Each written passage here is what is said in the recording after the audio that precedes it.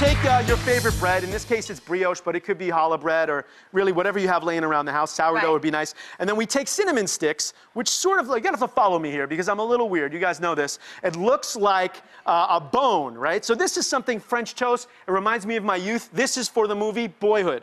Oh, Boyhood, I get it. right? I'm like, okay. I was trying so hard to figure this out. Trying to connect the dots. Like, he's got a bone. Is it for Jurassic Park? I don't know what's happening. Yeah, he's making a French toast chop. It's what the heck movie is I that? don't know what it is. Okay, but you can see it kind of looks like you would a lamb chop, but French toast, the flavors of your youth.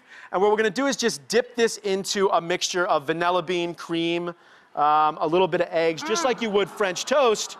But what I love about this is you get the flavor of the cinnamon stick, but you get that skewer, right? So we're gonna cook these on our flat top over here.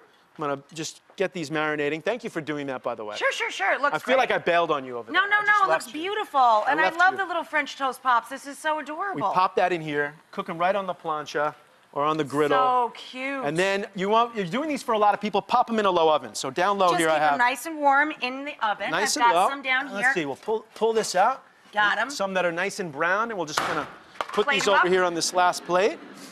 And again, all of this work you do ahead, right? So that's the easiest thing. Keep these warm, and then what do you top them with? I'm going to top them with a little mixture of warm maple syrup, of course. Yum. And then some spices, a spice called Ras Al Hanout. There's the vanilla bean one. The top of the shop, let's right? Let's throw that right in there. Exactly. Ras Al Hanout, which is, again, a North African spice mix. It's right here. I'm going to do a little sprinkle of that. It's got a sort of potpourri sort of So it'll be sweet and savory at the same time.